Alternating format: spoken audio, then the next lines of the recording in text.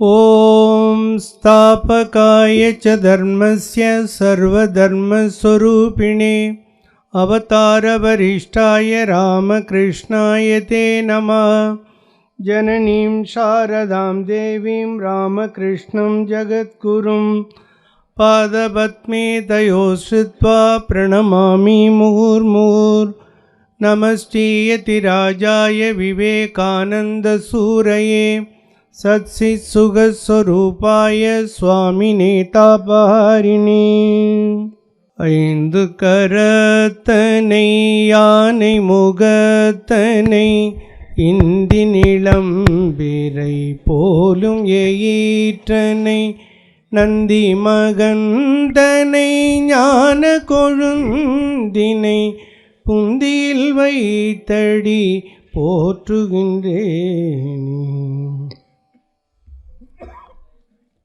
பூஜைக்குரிய சுவாமிஜி பெருமக்களுக்கும் சாது பெருமக்களுக்கும் அன்பான பக்தர்களுக்கும் வித்யாலயத்தினுடைய அனைத்து அங்கத்தினர்களுக்கும் எனது வணக்கத்தை தெரிவித்துக் கொள்கின்றேன். சிவனுடைய அருள் பூரணமாக இருக்கக்கூடிய இந்த இரவிலே நாம் எல்லாம் இங்கே அவரை கூடி பல வகையாக பஜனை, தியானம், பூஜை என்று இந்த இறை ஆனந்தத்தை, பஜனானந்தத்தையும் அனுபவித்து கொண்டிருக்கிறோம். என்னுடைய தலைப்பு திருவாசகம் சந்த மணிவாசகர் என்று.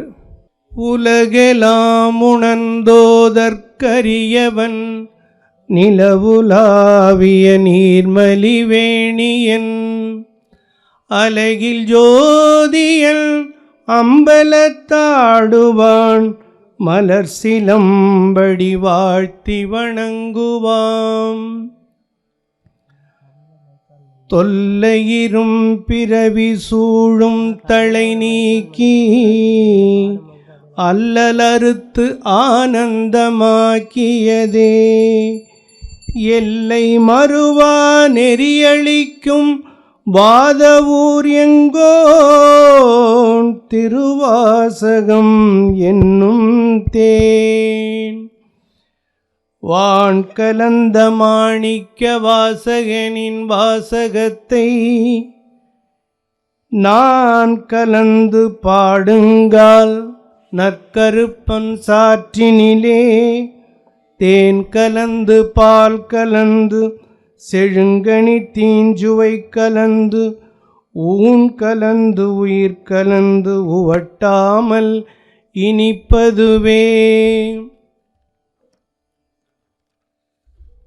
மாணிக்க வாசகருடைய திருவாசகத்தை பாடுகின்ற பொழுது அது எப்படி இருக்குன்னு வள்ளலார் பாடிருக்கிறார். நற்கருப்பன் சாற்றினிலே தேன் கலந்து பால் கலந்து செழுங்கனி தீஞ்சுவை கலந்து ஊன் கலந்து உயிர் கலந்து ஓட்டாமல் இனிப்பதுவே என்று.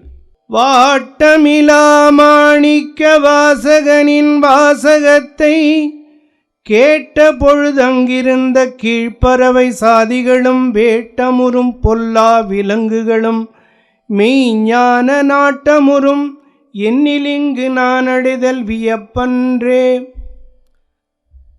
பொல்லாத விலங்குகளுக்கு கூட மெய்ஞானத்தை அளிக்கக்கூடியதாக இந்த மாணிக்க வாசகருடைய வாசகம் இருக்கிறது என்று எழுதியிருக்கிறார்கள். ஸோ அப்படிப்பட்ட அந்த திருவாசகத்தை நமக்கு தந்த மாணிக்க வாசகருடைய வாழ்க்கையினுடைய குறிப்பு சிலதை பார்க்கலாம். திருவாசகம் தந்த மணிவாசக பெருமான் திருவாழ்க்கை சரித்திரத்தை பாடுவோமே. குருவாகி வந்தவரை தடுத்தாண்ட சிவனாரின் திருவருள் தனை பெற்று உய்வோமே. மதுரையின் அருகினிலே திருவாத ஊரினிலே சம்புபாத ஸ்ரீதருக்கு மகனாய் வந்தார். அன்னை சிவஞானவதியார்க்கு உயிராயானார். இவர் திருவாதன் பூரன் என்ற என்ற பெயரும் பெற்றார். அந்த கையிலாய சிவனாரின் தொண்டராவார். மதுரை அருகினிலே திருவாத ஊரினிலே சம்புபாத ஹிருதயருக்கும் சிவஞானவதியாருக்கும் மகனாக பிறந்தார். அந்த ஊரில் பிறந்தனால இவருக்கு திருவாத ஊரின் என்று பெயர். 16 வயதுக்குள்ளே பல கலையும் தேர்ந்ததாலே திசையெட்டும் புகழ் பரப்பி ஒளி வீசினார். அவர் திறம் அறிந்த பாண்டியன் அரசவைக்கு அழைத்து வந்து தென்னவன் பிரம்மராயன் பட்டம் தந்தார். முதல் அமைச்சனின் உயர்வான பதவி தந்தார். 16 வயசிலே பலகலையும் கற்று தேர்ந்ததினாலே இவருக்கு தென்னவன் பிரம்மராயன் என்ற பட்டத்தை கொடுத்து முதலமைச்சர் பதவியும் கொடுத்திருக்கிறார் அரிமர்த்தன பாண்டியன். பட்டமும் பதவியும் பெற்ற திருவாதவூரன் சட்டப்படி நல்லாட்சி நடத்தி வந்தான். பட்டமும் பதவியும் பெற்ற திருவாதவூரன் சட்டப்படி நல்லாட்சி நடத்தி வந்தார். மன்னவன் திட்டப்படி செயலாற்றி சிறப்பும் பெற்றார். மக்கள் போற்றும்படி வாழ்க்கையிலே யாவும் பெற்றார். அவருக்கு பட்டம் கிடைச்சிருக்கு, படிப்பு கிடைச்சிருக்கு, பதவி கிடைச்சிருக்கு, மன்னருடைய சகாயம் கிடைச்சிருக்குது, மக்களுடைய ஒரு ஆதரவும் புகழும் கிடைச்சிருக்கு. இப்படி உலகத்தில் நாம் என்னெல்லாம் பெற வேண்டும்னு ஆசைப்படுவோமோ அத்தனையும் அடைஞ்சிருக்கார். இதுக்கு மேலே அடையிறதுக்கு ஒன்றும் இல்லைன்ற அளவுக்கு பகவான் அவருக்கு அருளை வாரி கொடுத்துருக்கிறார். அந்த நிலையில் கூட அவர் எனக்கு இது எதுவும் வேண்டாம், இறைவா எனக்கு நீ தான் வேணுன்றார். இந்த கட்டோபநிஷத்தில் ஒரு இடம் வரும். நச்சிகேதன் ஒரு சின்ன பையன் இருப்பான், யமன் இடத்துல வரம் கேட்பான். அந்த இடத்துல யமன் அந்த நச்சிகேதனை டெம்ப்ட் பண்ணுவார். அதாவது நச்சிகேதன் ஒரு கேள்வி கேட்பான், மரணத்துக்கு அப்பால் மனிதன் இருக்கிறானா இல்லையா, அவனை பற்றியான டீட்டெயில் வேணும்னு. அது சம்மந்தமாக எதுவும் கேட்காதப்பா, அதுக்கு பதிலாக நீ என்ன வேணாலும் கேட்டுக்கோ, நீண்ட ஆயுளை கேட்டுக்கோ, செல்வத்தை கேட்டுக்கோ, குதிரையை கேட்டுக்கோ, மானம் கேட்டுக்கோ, சொர்க்கத்தில் இருக்கிற ரம்பா ஊர்வசியை வேணாலும் கேட்டுக்கோன்னு சொல்லுவார்.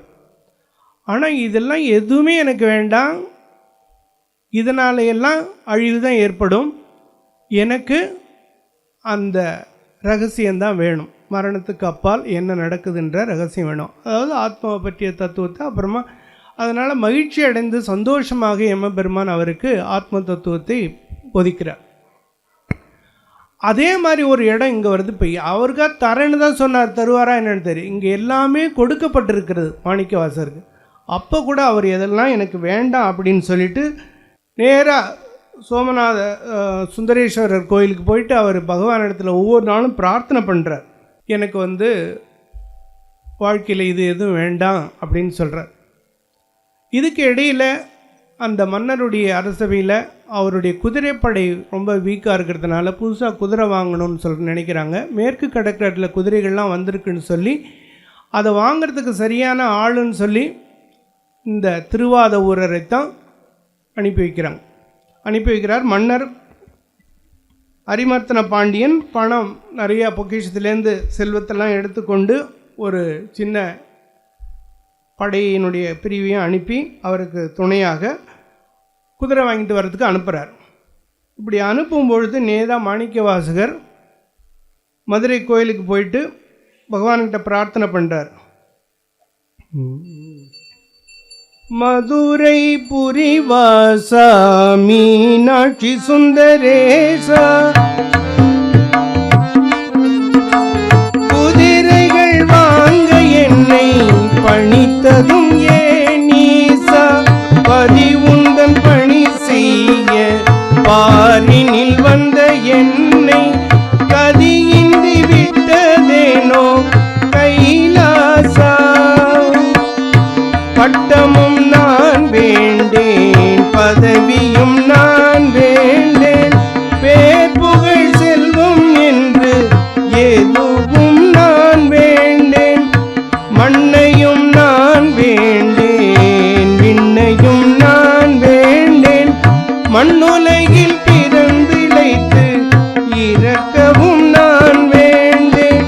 போதும் எனக்கு இந்த விளையாட்டு, இனி ஏதும் இங்கு வேண்டிலேன் உன்னை காட்டு. விரைவாக வந்தென்னை சிறை மீட்டு உந்தன் விரையார்களே என்னை ஆளாக்கு. போதும் எனக்கு இந்த விளையாட்டு. குருமாரை சொல்லுவார், குழந்தை பொம்மைகளோட விளையாடிக்கிட்டு இருக்கும் பொழுது அம்மா வேலையெல்லாம் செஞ்சிட்டு இருப்பா. எப்போ அந்த விளையாட்டில் அதுக்கு போர் அடித்து போய் இதெல்லாம் தூக்கி போட்டு அம்மா வேணும்னு கத்துதோ உடனே அம்மா அந்த உலையை கூட தூக்கி வச்சுட்டு ஓடி வந்து, அந்த மாதிரி எனக்கு போதும்பா இந்த விளையாட்டு. இந்த உலகத்தில் பொம்மையை வச்சு குழந்தைங்க விளையாடுற மாதிரி தான் நாம் இந்த உலகத்தில் செல்வத்தை வச்சுக்கிட்டு மற்ற விஷயங்களெல்லாம் வச்சுக்கிட்டு விளையாடிக்கிட்டு இருக்கிறோம். அது ஒரு பொம்மை விளையாட்டு தான். எப்போ நமக்கு இந்த விளையாட்டில் போர் அடித்து பகவான் வேணும்னு நினைக்கிறோமோ அப்போ உடனே பகவான் வர்றதுக்கு தயாராக இருக்கிறார், நம்முடைய தாய் மாதிரி.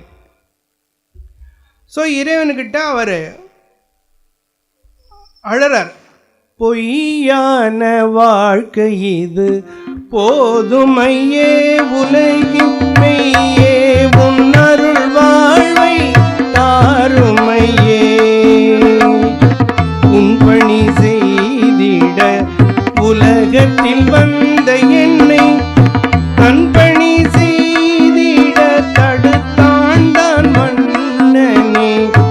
மன்னனின் நாளையை மறுக்கவும் முடியவில்லை, மனதுக்குள் உந்தனை மறக்கவும் முடியவில்லை.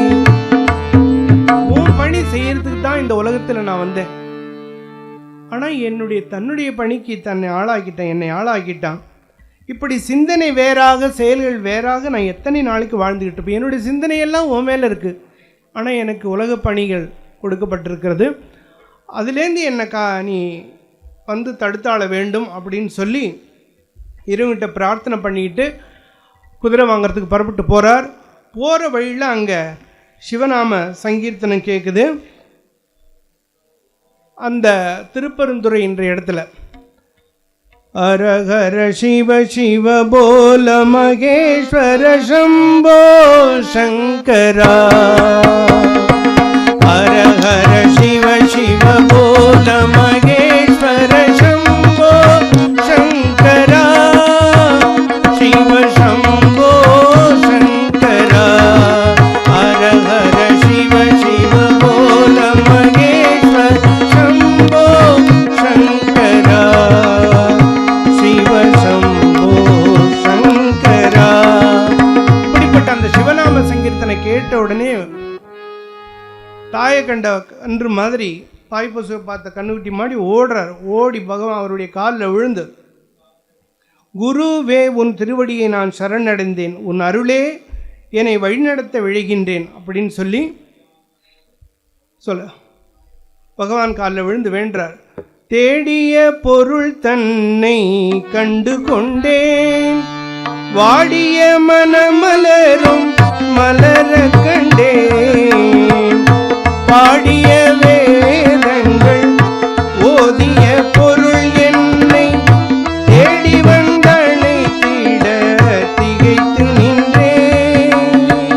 குறுந்த மரத்தடியில் அமர்ந்தென்னை ஆட்கொள்ள குருமேனி தாங்கி வந்த சிவயோகியாரே உன் திருமேனி கண்ட போதே தெளிவுற்றேனையா உந்தன் திருவுளம் ஏதுவோ அதை செய்வேன்.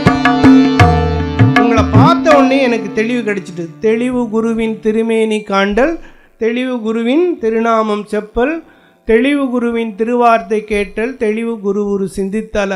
தெளிவு குருவை பார்த்த உடனே பகவான் அவருக்கு தீட்சை கொடுக்கிறார், திருவடி தீட்சை கொடுக்கிறார். அதை பெற்ற உடனே அவர் அந்த அருள் அவருக்குள்ள பாயுது. அதை பார்த்து என்ன சொல்றாரு, முக்தி நெறி அறியாத மூர்க்கரோடு முயல்வேனை பக்தி நெறி அறிவித்து பழகினைகள் பாரு மன்னம் சித்தமலம் அறிவித்து சிவமாக பெறுவாரச்சோவே நெறியில்ல நெறி தன்னை நெறியாக நினைவேன் சிறுநெறிகள் சேராமை திருவருள சேரும் வண்ணம் புரிவொன்றும் இல்லாத கூத்தந்தன் கூத்தை அறியும் வண்ணம் அருளியவரார் பெறுவரச்சோவே பொய்யெல்லாம் மெய்யன் குணமுலையார் போகத்தே மையலுற கடவேனை மாளாமை காத்தல் கையனிடம் கொண்ட பிறன் தன் கடல சேரும் வண்ணம் மையனென கருளியவரார் பெறுவரச்சோவே.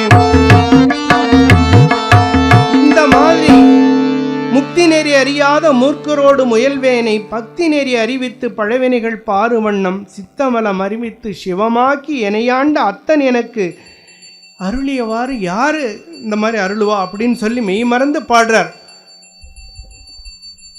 அந்த பாட்டனுடைய உச்சியமாக நமக்கெல்லாம் தெரியும். இப்போ சேண்ட் பண்ணோம். நமச்சிவாய வாழ்க நாதந்தாள் வாழ்க இமை பொழுதும் என் நெஞ்சில் நீங்காதான் தாழ்வாழ்க கோகழியாண்ட குருமணிதன் தாழ்வாழ்க ஆகமமாகி நின்று அன்னிப்பான் தாழ்வாழ்க ஏகனேகன் இறைவனடி வாழ்க வேகம் கெடுத்தாண்ட வேந்தனடி வெல்க. இப்படி இறைவனை பாடுறார். அந்த பாட்டினாலே எல்லாம் சந்தோஷம் அடைந்த பகவான் அவருக்கு மாணிக்க வாசகர் என்ற பட்டத்தை கொடுக்கிறார். மாணிக்க வாசகர் சிவனருள் புரிந்ததை சிவபுராணமாக்கிய உன் மாணிக்க வாசக மாலையை அணிந்தோம் மகிழ்ந்தோம் உமக்கு மாணிக்க வாசகர் என்ற பெயரை அணிவித்தோம். எனக்கு காணிக்கை என்ன தருவாய், எனக்கு என்ன காணிக்க கொடுப்பான்றார். அதுக்கு அவர் சொல்றார், என்னை தந்தேன் இறைவா உனக்கு எந்தன் வினை தந்தேன் இதுவரைக்கு நான் சுமந்த சுமை தந்தேன் என்னை தந்த போதே தாழாத சுகங்கண்டேன் எனையாண்ட பெருமானுக்கு நீ யாது செய்வேன் அப்படின்றார். அப்போ சிவபெருமான் சொல்றார், ஓது சிவநாமம் தீதின்றி வாழ்வதற்கே பாடு சிவனருளை பாரெல்லாம் உய்வதற்கே வீடு நமக்கொன்று செய் அமர்ந்தருள் செய்வதற்கே தேடு என் திருவடியை வீடு பேறு பெறுவதற்கே.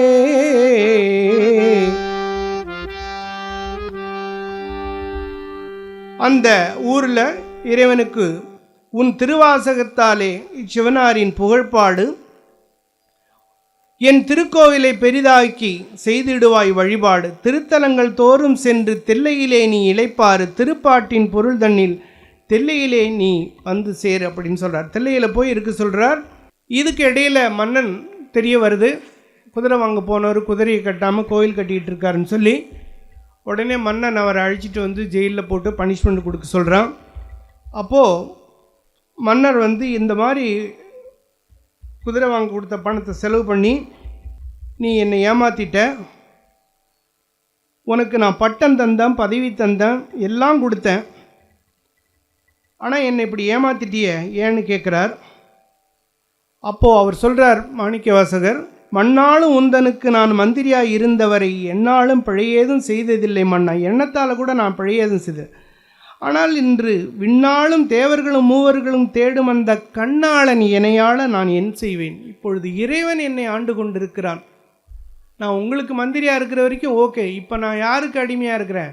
இறைவனுக்கு அடிமையாக இருக்கிறேன். அதனால் நான் அவருடைய பணியை செய்தேன் அப்படின்னு சொல்கிறார். கொண்டு சென்ற செல்வத்திலே கோவில் கட்டி முடித்தேன், கும்பாபிஷேகம் செய்து மக்கள் மனம் குளிர கழித்தேன்.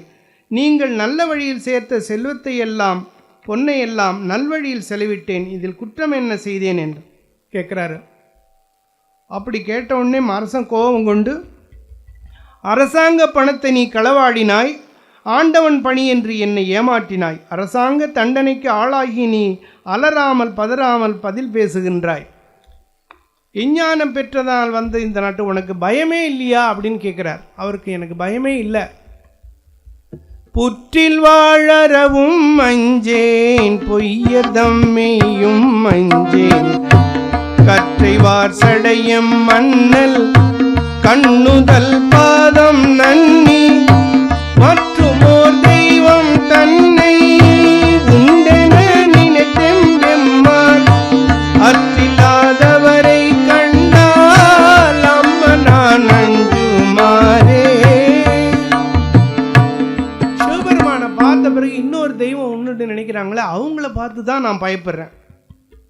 பிணியெல்லாம் வரினும் மஞ்சேன் திருப்பொடு இறப்பும் மஞ்சேன் துணி நிலாணி நான் தன் கொழும்பரோடு அழுந்தி அம்மாள் திணி நிலம் பிளந்தும் காணா சேவடி பரவி நின்று அணிகிலாதவரை கண்டால் அம்ம நான் அஞ்சுமாறே. பகவான் பேரை சொல்லி திருநீர் அணியாதவங்களை பார்த்தா தான் நான் பயப்படுறேன் அப்படின்றார். ஸோ மன்னருக்கு ரொம்ப கோவம் வந்துடுது. ஆனாலும் இங்கே மூல நட்சத்திரத்து அன்றைக்கி குதிரை வரும்னு சொல்லி பகவான் சொல்லி அனுப்பியிருக்கிறார். ஒரு மாணிக்க கல்லை கொடுத்து அதை கொடுத்து சொல்லும் பொழுது மன்னர் கொஞ்சம் சந்தோஷப்பட்டுட்டு வெயிட் பண்ணிகிட்ருக்கார். அன்றைக்கி முதல் நாள் வரைக்கும் வரல. உடனே பார்க்குறார், இந்த மாணிக்கவாசகன் வந்து திருவாதூர் நம்மளை ஏமாற்றிட்டான்னு சொல்லி அவரை ஜெயிலில் அடைக்க சொல்கிறார். ஆனால் அன்னைக்கு மூல நட்சத்திரத்தனி கரெக்டாக குதிரையை சிவபெருமானே அழைச்சிட்டு வந்துடுறார். அழைச்சிட்டு வந்து அவர்கிட்ட மன்னர்கிட்ட சொல்லிடுறார், எல்லா குதிரைக்கும் லட்சணம்லாம் ரொம்ப நல்லா இருக்குது பார்த்துக்குங்க அப்படின்னு சொல்லி விட்டுட்டு அவர் கிளம்புறார். அந்த குதிரைக்காரனை பார்த்த உடனே அவ்வளவு அழகாக இருக்கிறார். அதை மன்னரே அவருடைய அழகில் மயங்கியிருக்கிறார். இவன் குதிரைக்காரன் தானா இல்லை என்னுடைய குலதெய்வமானு நினைக்கிற அளவுக்கு அவர் வந்து கொடுத்துட்டு போயிருக்கிறார். ஆனால் அன்னைக்கு இரவு அந்த குதிரைகள் எல்லாம் நரிகளாக மாறி அது இருந்த குதிரையும் கடிச்சிட்டு ஓடிடுது. அப்படி ஓடின அந்த செய்தி கிடைச்ச உடனே இதுக்கெல்லாம் காரணம் மாணிக்கவாசகர் தான். அவனை கொண்டு போய் வைகை ஆற்றுக்கார மணலில் வெயிலில் நிற்க வச்சு தலையில் கல்லை ஏற்றி நிற்க வைங்க, பனிஷ்மெண்ட் கொடுங்கன்னு சொல்கிறாங்க. அந்த நிலையை பார்த்த உடனே பகவான் அந்த வைகையில் வெள்ளத்தை பெருக்க எடுக்க சொல்கிறார். வெள்ளம் வைகையில் பெருகி மதுரையெல்லாம் நோக்கி வரப்போகுது. அதனால் மன்னன் உடனே ஊரில் எல்லாரையும் கூப்பிட்டு எல்லார் வீட்லேயும் போய் அந்த அணையை உயர்த்தணும், போய் வேலை செய்யுங்கன்னு. அங்கே ஒரு வந்திப்பாட்டி இருக்கிறாங்க. அந்த வந்திப்பாட்டி தனக்காக வேலை செய்கிறதுக்கு யாரும் இல்லை, தன்னாலேயும் முடியாமல் அழுது சுந்தரேஸ்வர்கிட்ட பிரார்த்தனை பண்ணுறாங்க. அந்த சுந்தரேச பெருமானே கூலி ஆளாக அந்த அம்மாவுக்கு வரார். அப்போது அந்த கூலிக்காரனை அவர் எப்படி சொல்கிறாருன்னா, கூலிக்கு வேலை செய்ய வந்திருக்கேங்க, இங்க கூலி தந்து வேலை தர யார் இருக்கீங்க, அடிமை போல வேலை செய்யும் ஆளு இல்லீங்க, நான் சுதந்திரமா வேலை தர யார் இருக்கீங்க, காசு பணம் கூலியாக வாங்க மாட்டேங்க, மனதில் பாசம் உள்ள இடத்தில் தான் வேலை வேணுங்க, யாரு மற்ற ஒருவருக்கே நான் வேலை செய்வேங்க, இங்க யாரும் இல்லை என்று சொன்னால் போய் வரேனுங்க. அவர் போட்ட கண்டிஷனுக்குலாம் அங்கே ஒரே ஆள் வந்திப்பாட்டி தான் நிற்குது. வந்திப்பாட்டி என்ன தவம் பண்ணிச்சு பாருங்க.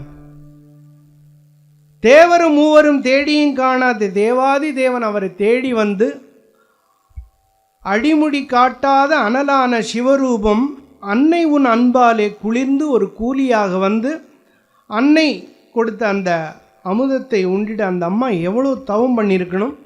அந்த புட்டை சாப்பிட்டுட்டு அந்த அம்மாவுக்கு முத்தியே ப்ளஸ் பண்ணிவிட்டு அவர் வந்து கிளம்புறார் கூலி வேலை செய்ய. ஆனால் அங்கே போய் வேலை செய்யாமல் எல்லாரையும் கலாட்டா பண்ணிகிட்டு இருக்கார்.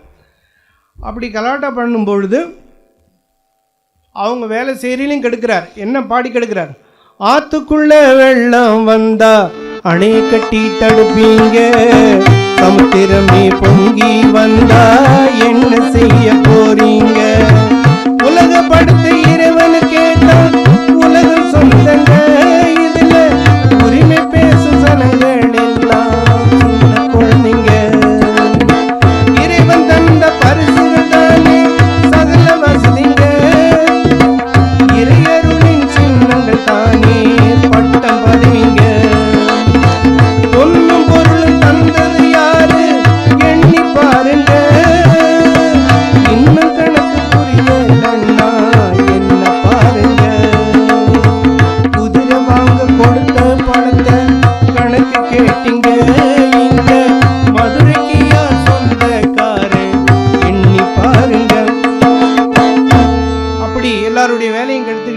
பாட்டு பாடிக்கிட்டு இருக்கிறார். உடனே அவரை பற்றியான கம்ப்ளைண்ட் ராஜா கிட்ட போகுது.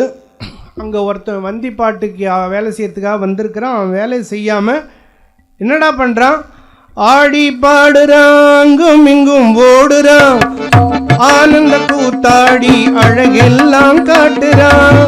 ஆடி பாடுறாங்கும் இங்கும் ஓடுறான், ஆனந்த கூத்தாடி அழகெல்லாம் காட்டுறான். ஆத்துல குதிக்கிறான், ஆனந்தமா நீந்துறான், சேத்துல செம்மீனா நழுவி நழுவி போகிறான், முத்தடுக்க மூழ்கிறான், செத்தவனா மிதக்கிறான், இத்த காட்டி வேலையெல்லாம் கெடுக்கிறான். வந்தி பாட்டி தந்த புட்ட விழுங்கி புட்டு வந்த பை தொப்ப காட்டி தொந்தி காட்டி தூங்குறான். பார்த்தா சிரிக்கிறான், பார்த்தவர மயக்கிறான், கேட்டா ரசிக்கும்படி கேலி பேசி நடிக்கிறான். உடைய மேடையாக்கி கூட்டத்தையே கூட்டுறான், உடையில எடுத்த மண்ணை கொட்டாம திரிகிறான். உடையில மண்ணை எடுத்து அதை கொட்டினா அணைஞ்சு போயிடும், அதனால் அதை கொட்டாம திரிகிறார். இதை கேள்விப்பட்ட உடனே மன்னன் ஒரு பிரம்பு எடுத்துட்டு வந்து அந்த படுத்துக்கிட்டு இருந்த கூலியாக படுத்தின சிவபெருமான் முதுகில் ஓங்கி அடிக்கிறார். அந்த அடி எல்லாருக்கும் விழுந்தது, அரசனுக்கு கொஞ்சம் அதிகமாக விழுந்தது. வலி தாங்க மாட்டாத கத்து உடனே அப்போ தான் அவனுக்கு தெளிவு பிறந்தது. தெளிவு பிறந்தது, என் தெய்வமே உன்னை தெரியாமல் செய்து விட்டேன் பெரும்பாவமே, அறியாத குழந்தையை அணைத்திடும் தாய் போல என் அறியாமைக்கு என்னை ஆள வேண்டும் என்று காலில் விழுந்து கெஞ்சிறான். அதுக்கப்புறம் மாணிக்க வாசகருடைய காலிலையும் விழுந்து என்னை மன்னிச்சிருங்க, நீங்களே அரசாளுங்கன்றார். உற்றாரை யான் வேண்டேன், ஊர் வேண்டேன், பேர் வேண்டேன், கற்றாரை யான் வேண்டேன், கற்பனமும் இனியமையும் குற்றால தமந்துரையும் கூத்தா உன் குறை கழற்கே கற்றாவின் மனம் போல கசிந்துருக வேண்டுகின்றேன். என்னை விட்டுடப்பா, நான் இறைவனை தேட போகிறேன்னு சொல்கிறார். அது மாதிரி பல தீர்த்த ஸ்தலங்களுக்கெல்லாம் போயிட்டு கடைசியாக சிதம்பரத்தில் எழுந்தருளி அங்கே ஒரு குடிசையில் தங்கிட்டு இருக்கார். அந்த நேரத்தில் சிவபெருமான், இந்த நடராஜ பெருமானே ஒரு வயோதிக வடிவத்தில் வந்து மாணிக்க வாசகர்கிட்ட, ஐயா நீங்கள் நிறைய ஸ்தலங்களில் இறைவனை பற்றி பாடியிருக்கீங்களே, அந்த பாட்டெல்லாம் இன்னொரு தடவை பாடுங்க, நான் குறிப்பெடுத்துக்கிறேன்னு எடுக்கிறார். சாக்ஷாத் சிவபெருமானே எழுதி மாணிக்க வாசகர் சொல்ல கூத்தபிரான் எழுதியது அந்த பாட்டையெல்லாம் கலெக்ட் பண்ணிட்டு கொண்டு போய் நடராஜர் கோயிலில் பஞ்சாட்சர படிகளில் வச்சுட்டு பகவான் உள்ளே போயிடுறார். அடுத்த நாள் அந்த தீட்சிதர்கள்லாம் வந்து பார்க்குறாங்க, பாடல் இருக்குது, அடியில் கையெழுத்து போட்டிருக்குது, இதை பண்ணினது கூத்தபிரான் நடராஜரன் மாணிக்க வாசகர் சொல்ல. அதை பார்த்த உடனே மாணிக்க வாசகிட்ட போய் அவங்களாம் கேட்குறாங்க, இந்த பாடல் பகவானே எழுதியிருக்கிறாரு, உங்கள் பாட்டுன்னு சொல்லியிருக்கிறார் அப்படின்னு சொல்லும்போது அப்போ தான் அவருக்கு தெரியுது பகவான் வந்திருக்கிறாருன்னு சொல்லி. இந்த பாட்டுக்கெல்லாம் பொருள் என்ன அப்படின்னு சொல்லி அங்கே கொண்டு போய் கேட்குறாங்க. இந்த பாட்டுக்கெல்லாம் பொருள் வேறு யாரும் இல்லை, இதோ இருக்கிறானே தில்லையிலே அம்பலத்திலே ஆடிக்கொண்டிருக்கக்கூடிய இந்த எம்பெருமான் தான் என்னுடைய பாட்டுக்கெல்லாம் பொருள் என்று சொல்லி அவரை காமிச்சிட்டு அந்த நடராஜருடைய அவர் ஒன்றாக போயிடுறார். ஓ சம்போ சிவ சம்போ ஸ்வயம்போ, ஓ சம்போ சிவ சம்போ ஸ்வயம்போ, ஓ சம்போ சிவ சம்போ ஸ்வயம்போ, சம்போ சிவ சம்போ ஸ்வயம்போ, கங்காதர சங்கர கருணாகர மாமவ பவசாகர தாரக, சம்போ சிவ சம்போ ஸ்வயம்போ, சம்போ சிவ சம்போ ஸ்வயம்போ, நிர்குண பரபிரம்ம ஸ்வரூப கம கம பூத பிரபஞ்ச ரஹித நிஜ குக நிகித நிதாத அனந்த ஆனந்த அதிசய அக்ஷய சம்போ சிவ சம்போ ஸ்வயம்போ, சம்போ சிவ சம்போ ஸ்வயம்போ, திமிக திமிக திமி திமி கிட கிட தோ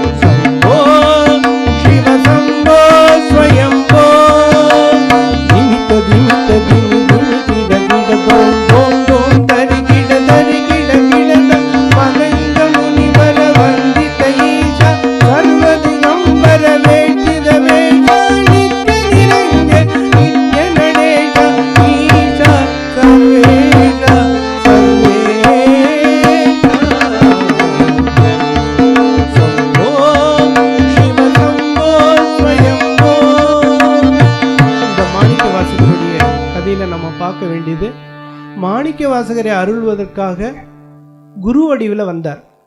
மன்னனை ஆட்கொள்வதற்காக ஒரு குதிரைக்காரனை வர்றார். அந்த வந்திப்பாட்டியை ஆட்கொள்வதற்காக ஒரு கூலிக்காரனை வர்றார். நமக்கெல்லாம் திருவாசகத்தை தர்றதுக்காக ஒரு வேதியனை வரார். இப்படி எல்லாருடைய வாழ்க்கையும் சமமாக இறைவன் அட்டன் பண்ணிக்கிட்டு இருக்கான்றது இந்த திருவிளையாடல் நமக்கு தெரியுது.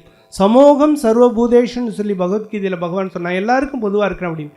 அப்படி மாணிக்கவாசகர் அவர் உயர்ந்த நிலையில் இருக்கிறதுனால அவருக்கு குருவாக வர்றாரு. மன்னன் அகங்காரத்தோடு இருக்கிறதுனால சாட்டையோடு வர்றாரு. அந்த பாட்டி ரொம்ப எளிமையாக இருக்காங்க, அவரும் எளிமையாக ஒரு கூலியாக வர்றார். அதே மாதிரி ஒரு வேதியராக வந்து நமக்கெல்லாம் இந்த திருவாசகத்தை தந்திருக்கிறார். நம்முடைய வாழ்க்கையிலும் இறைவன் இப்படி தினம் தினம் லீலை பண்ணிக்கிட்டு தான் இருக்கார். அவன் இல்லாமல் ஒரு அணுவும் அசைவதில்லை, எல்லாம் அவன் அருள். அத்தகைய இந்த திருவாசகத்தை இந்த தந்த மாணிக்க வாசகருடைய வாழ்க்கையினால் பகவான் சிவபெருமான் தான் இதில் ஆக்சுவல் ஹீரோ, அத்தனை ரோலில் நடிச்சிருக்கிறார். ஸோ அவருடைய அருளும் ஆசையும் உங்கள் எல்லாருக்கும் இருக்கணும். ஸ்ரீராம கிருஷ்ணருக்கு ஜெயமங்களம், திவ்ய செங்கமல பாதருக்கு சுபமங்களம்.